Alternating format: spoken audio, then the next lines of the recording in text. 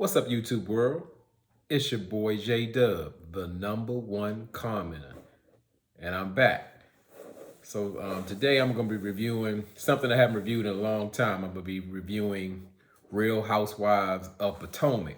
Now, I think I did one review some time ago. And the show wasn't giving me much, and that was kind of disappointing to me. It wasn't going like, give me that excitement enough to just get out here and do the reviews. But I really wanted to because, again, look, I'm from the DMV, so Potomac's down the street, around the corner. So I was very, up for it, but the show kind of let me down. So we're gonna get back into it because this to me, this episode didn't disappoint. So we start out with Candace. She's with her mother and she's in town, and Candace's mother's visiting her because she's doing like a video shoot. So she needs to show that support for her. And of course, Candace's mother has her own room in her new home, and Candace's mother Dot is just walking around, just like kind of picking Candace's house apart, from going with her furnishings or her decor. Even mentioned, like, ask her was her couch in her family room, was that going to stay there, because it reminded her of I guess like a couch that you would get when you first get your first apartment. And I don't know how she's staying, the mother, but I guess she's used to it, and she got to get used to it. That's how she's been able to live so far, as far as the mother supporting her moves and what she does, where she lives, and all that. So I guess it's a give and take. So we go to Giselle, and she's taking her daughter Grace for her first driving lesson. And what is she driving? That Gucci car that Jamal left at her house. So she said, well, we just keep it and we're going to practice driving on it. And I would say, just personally, many years ago, I had bought my wife that car for her birthday, the exact car, that color and everything. And I say that kind of brings back memories. And that is actually a great vehicle. And believe it or not, as small as it is, even I can fit in it. And it's roomy, it's fast, it's fashionable, it's unique, and they make it in. I think they make it in only 2 years, 2012 and 2013. Now that's something like some people may not know. I'm really into cars, and thinking when like my channel grows some more, I'm gonna like kind of break off in segments to different interests that I like. So I'm gonna get back into the show, but that's just another thing. A huge car guy. So you can tell Grace, she's fresh off her learner's permit. Like, she has no driving experience at all. And I was just done with the whole driving lesson when Grace said, well, how you slow the car down? I'm like, what? you know, I would have, if I was just there, I'd have been scared. I just made a stop, shut it down, and we start from the basics, because that is not the right question to ask when you're behind the wheel. How do you slow the car down? Giselle's brave. So we see Mia, she's FaceTiming her mom, and in that scene, it was real cringeworthy, because you could see like Mia was like really reaching out to her mom and, trying to connect with her, trying to get her to commit to spending time with her. And it seems like her mom is not interested, and she's like making excuses. And that was kind of hard to watch, because I can only imagine how you're trying to rebuild a long lost relationship, especially with your mother on TV, and she doesn't seem very receptive. And I'm just sad to see that, but I do like that they showing me in a light, like, a genuine light, that's her real life. That's something real that she's going through. And I can really appreciate that on a reality show. So we see Mia, she had mentioned to her husband G about how she needs to get ready for Candace's video shoot. And I don't know if anybody caught it. G turned it immediately into Stevie J as soon as he's like looking like he can only imagine in that video outfit, like he was ready. And I thought that was really funny. But it just came out of nowhere. And Mia also mentioned to G, she was like, Candace is having trouble with her husband Chris on about this husbander thing, and how, it's difficult how they drawing lines, and keeping things together, like, and it's spilling over into their regular relationship. And G mentioned, like, yeah, you get too emotional when you're supposed to be dealing with a business situation. And normally, like, I know people gossip or talk, but I normally don't like that, that kind of look or that fit. It seems like people talking about other people's marriages or whatever. It happens. But this time, I think it was more so that they could relate, because Mia did mention that when she first started taking over her husband's different business ventures, that he was trying to, like, really manage her, and she had to tell him, like, step back. I can use you as an advisor. I don't need a father. And I can appreciate that she stood up for herself like that. If he was gonna let her run it, he needs to let her run it. And the same thing, Ashley was in that situation with Michael, dealing with that Oz restaurant. So speaking of Ashley, we see her, she's taking her boys over to her Uncle Lump's house, who was like a father figure, because she never had her father in her life at all. And as soon as she gets in the house, she mentions to everybody that she's having a prolapse of her uterus in front of everybody. Like, oh, my lady parts are, hanging on the outside. I'm like, Ashley, she finds a way to, I don't know if she's trying to paint a picture for everybody to know the struggles of motherhood, because she'll talk about, having hemorrhoids and being split open after birth and, all of that. But she say these are people, so, she can say what she want. But everybody looking like, I don't want to hear that, especially they like about to eat brunch. And yeah, who wants to hear that? Who wants to talk about that? So Ashley is discussing with her family, like what's going on in her life, such as like her nanny situation, because she was like concerned that she didn't want to have like a pretty nanny, I guess, around Michael, because he be creeping. So it's hard to trust, but she said it's really been working out. And she also brought up that Michael is going into a new business venture that she mentioned, that he wants to get into movies. And Uncle Lump went in more so. I think where's the problem in that situation, Uncle Lump kind of treats Michael like he's Ashley's age or something. Like, Michael's, what she say, he was like 61. He's probably old, just as old or older than Uncle Lump. And for Uncle Lump to kind of take that position, like he's, getting on Michael or checking Michael. Michael's not in the, he's not in the same, setting as a younger person. Like, Ashley's like 30 something. And, they're concerned about Michael's, Uncle Lump was concerned, like, if I had 2 children, I wouldn't even think about switching businesses, like, but Uncle Lump got to understand Michael is in a totally different tax bracket and got a totally different situation than you got. And I don't see how he really speaks on that. You got to kind of let the chips fall where they may. Michael isn't just starting out. He's a well-established millionaire. So, let him do his thing. It's been working so far, so it shouldn't be a problem. But Ashley is also concerned about, I guess they kind of brought it up that, she may assist or work with him in dealing with the film projects. And then they flash back to showing the restaurant Oz, how much disaster that was. And, kind of get her to think, like, does she really want to go in it? But she think it's like a better situation now. So we see Robin and Juan, and they're looking for a new office space, because Robin's life coach suggested, like, she get more organized and, get on top of her business, since it's thriving. So she needs to move her business out of her home into a warehouse space. And Robin is concerned primarily because if she's thinking, like, hey, I'm going to expand and go out and get this office space, we're still building our house and we're like $100,000 over budget, and which is a lot of money. But one thing I do agree with her, I've never built a house, but I know how expensive it can be. And she said that, if you're going to do it, you got to do it right, because you can't, like, go back and say, oh, I should have added this and should add, you'll regret it. That's another one of interest. I enjoy looking for homes, like, so much. It's like a passion of mine, same way as cars, homes, and everything, the details of it.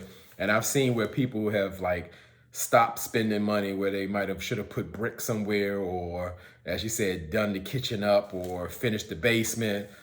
And it's easier said than done once you say, well, we'll do it later. A lot of times it doesn't happen. So she's right. If they're going to build their house from the ground up, she should have it exactly as she wanted, even if it's expensive or it's going over budget, because like you're going to like do this just like one time, and you want to be happy with it. You don't want to shortcut yourself. And uh, she's still kind of worried about like spending the money for the business and then expanding. And I really thought Juan gave her some great advice, was saying like, your business is growing, and you in business you should just go for it, just leap, just go for it, and don't worry about the rest. And I thought that was good, because I think that's what's holding her back. Like she doesn't even know how much profit she's making from all her. She said she had about 15,000 orders for her hats, and she doesn't even know how much money she's made. She hasn't even taken the time to do so. So she needs to get motivated. And if she can generate those kind of numbers, yeah, like Juan said, the sky's the limit. So, just totally go for it. And I really agree with that. And Robin also had a conversation with Juan, was saying like, well, when you're talking to me, I kind of need you to, when you're in that coach mode, use a gentler approach to me. Because when you're talking like, well, you're doing this and that's unattractive, or that's a turn off, that kind of hurts her. And he was receptive to it. And I thought that was a really good way to communicate, to let her know like, hey, I know you're trying to help me or motivate me, uplift me, but use kinder words. Because like Robin's been going through whatever she's going through, depression or some kind of funk that she's in. But I like that. I like that little dance between them. It went well. The conversation was good, and hopefully, they'll see some change in that. So we go to see Candace. She's practicing for her dance steps for a video shoot, and you can see Candace that dancing doesn't come easy to her, and she's really concerned that she's already spent $10,000 in an attempt to like kind of showcase a video to show a record company like, she's worthy of a major deal. And she's also having struggles with Chris not being there like at her video shoot, because of course he's her husbander and he's supposed to run and manage everything that's going on. And so while she stops practicing and FaceTimes Chris, and she's looking for an answer, but he gets kind of short with her. And Candace really doesn't appreciate, like she says, I don't like really appreciate the words you're saying to me. And that's something I've seen like ever since they brought them up or shown them, but I don't really agree with the way they communicate, especially when they get upset. I mean, it's downright abusive. Like they just go off and fly off the handles. And sometimes it comes off like Chris doesn't really have when he gets irritated or upset, he doesn't really have respect for her. And it just goes left. And I can't say about were they ready to get married, but I never liked the way they communicated. It really threw me off.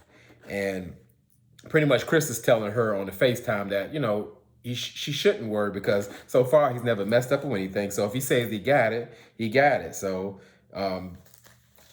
he's taking care of the luxury cars that are for a scene in the video that's very important, because that's like the ending of the video, and the whole scene is based off of those luxury cars. And quite naturally, Candace is like, hey, I'm going to be at the shoot, but you're not, and something will go wrong, but he's just telling her not to worry. So we see most of the ladies, they were invited to the video shoot, with the exception of Ashley. Candace kind of put it like, well, the casting call is closed or whatever, and Ashley was like, well, I had something to do anyway.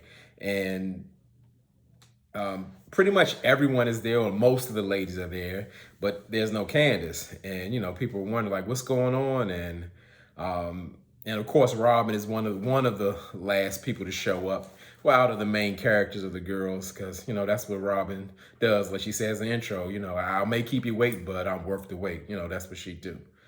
So and it's something I noticed, as I mentioned, like I'm a car person. I just want to know, or I thought to myself, is Land Rover sponsoring this show or something like that? Because like I'm gonna say out of the 6 of the ladies, 4 of them got Land Rovers, and I was like, wow. I was like, ooh, Mia got a Range Rover, uh, Giselle got a Range Rover Sport, Escala has a Range Rover, um, Robin has a Range Rover, Velar. I was like, what's going on? I noticed stuff like that again because I'm a car person, but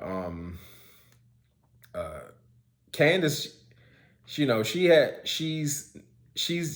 at the video shoot a little late, but she's got concern. It's telling her that the cars that Chris assured her that would be there are not, and she's feeling more stressed than ever because of course Chris is not there. He's not answering her calls, and you know it's pressure from getting the video shot because of the sunlight and just all kind of things. And she's got her girls there, her mom is there, and it just kind of looks bad that like what they were saying was right. Chris isn't equipped to be her husbander, and it's not a good look. So she's really trying to pull it together, and I think so far she's doing a good job.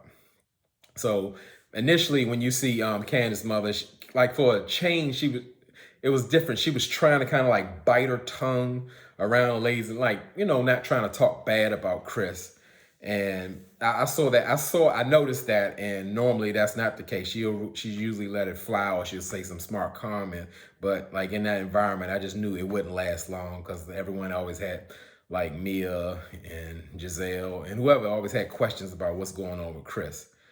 But they